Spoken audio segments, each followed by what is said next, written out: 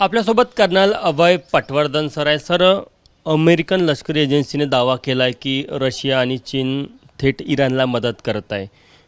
दुसरीकडे इराण असेल यांची जी परिस्थिती बघता भारताने देखील तिथे औषधाचा पुरवठा केलेला आहे.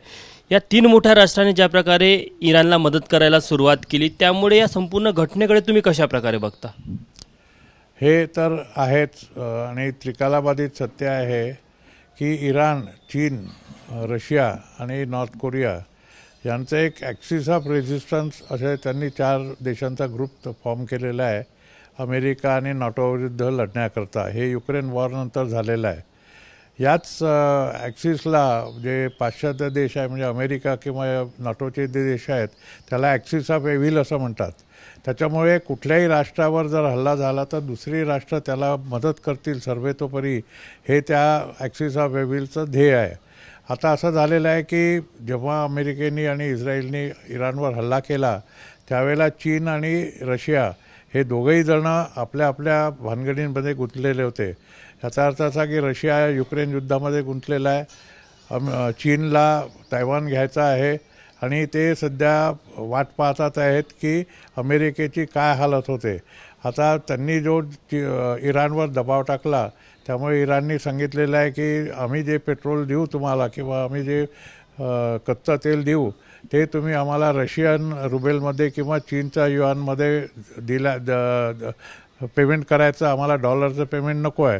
याचा अर्थ असा चीनची जी एक मनशा आहे की अमेरिकन डॉलरच्या कचाट्यातनं जगाला मुक्ती दिलवायची आणि युआनला हे करायचं, प्रोपोगेट करायचं, ही ब्रिक्स राष्ट्रांची सुद्धा मनशा आहे. आणि भारत हा ब्रिक्स राष्ट्राचा एक भाग असल्यामुळे ब्रिक्स संघटनेचा तोही यांना मदत करतो आहे. भारताची आणि चीनची मैत्री फार जुनी आहे. आपली तिथे जवळपास $6 बिलियन इन्व्हेस्टमेंट आहे चाबार बंदरमध्ये आणि त्यांचे रोड बांधण्यामध्ये आणि ती युरेशियन जी रेल्वे लाईन त्यांनी टाकली आहे त्याच्यामध्ये त्या सगळ्यांची मदत होते आहे.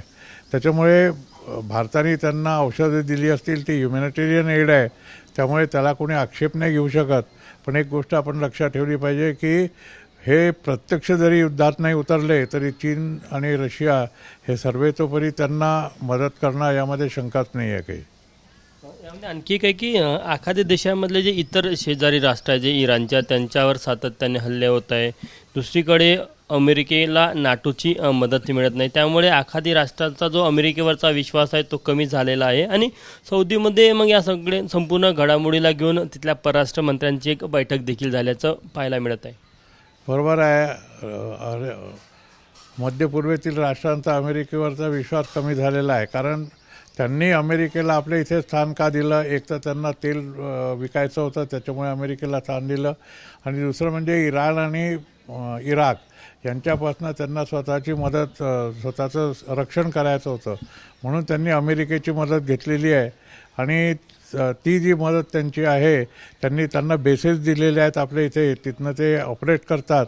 आता त्या बेसवर त्यांनी हल्ला केला आणि त्या बेस पूर्ण तहस केल्या, त्यांचा नष्ट केलं. आणि त्याचबरोबर या राष्ट्रांमधले जे मोठे मोठे प्रोजेक्ट्स होते, ऑइल रिफायनरीज होत्या, पोर्ट्स होते, नंतर त्यांचे काही मोठे जे प्रोजेक्ट्स होते धरणासारखे, ते सुद्धा यांनी नष्ट केलेले आहेत. तर त्यामुळे अमेरिका आता आपल्याला रक्षण करू शकेल की नाही आपलं, याच्याबद्दल त्यांच्या मनामध्ये संभ्रम निर्माण झालेला आहे. आणि तो संभ्रम आता राहील, कारण अमेरिका त्यांना डायरेक्ट मदत करेल की नाही, कारण तो स्वतःचं रक्षण नाही करू शकत, तो आमचं रक्षण काय करणार, ही एक भावना त्यांच्यामध्ये निर्माण झालेली आहे. या भावनेपणनं आता ही जी परराष्ट्र मंत्र्यांची बैठक झाली ती झालेली आहे आणि सगळेजण त्या बैठकीचं आउटकम काय आहे हे आता पाहतील आणि त्याच्यानंतरच मध्य पूर्वेतलं पुढे काय होईल ते ठरेल आहे.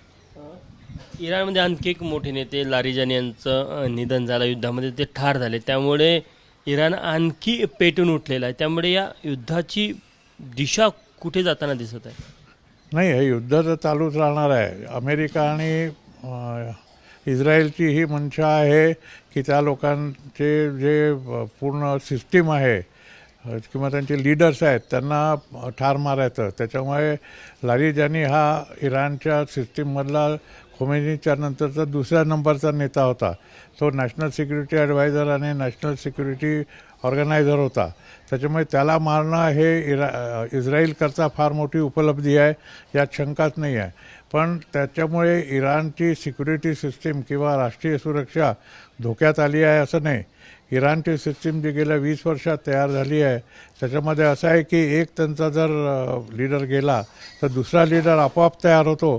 त्याच्यामुळे त्याची जागा दुसरा कोणीतरी घेईल आणि इराणचं जे लक्ष आहे ते चालूच राहील आहे.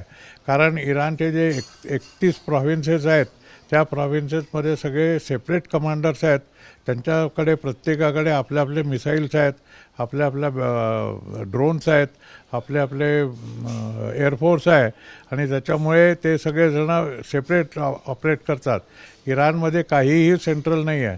सेंट्रल त्यांचं पूर्णपणे सरकार जरी उद्ध्वस्त झालं तरी त्यांच्याशी कोणी संधी करू शकणार नाही. कारण 31 कमांडर्सला या लोकांना निष्प्रभ करावा लागेल तरच तिथे पूर्णपणे युद्धसंधी होऊ शकते. आपण बघू शकतो की एकंदरीत इराणच्या परिस्थितीवर कर्नल अभय पटवर्धन यांनी आपली भूमिका मांडली आहे. कॅमेरामॅन मिथुन आत्मणेसह तुषार कोहळे, ABP माझा, नागपूर. ABP माझा, उघडा डोळे बघा नीट.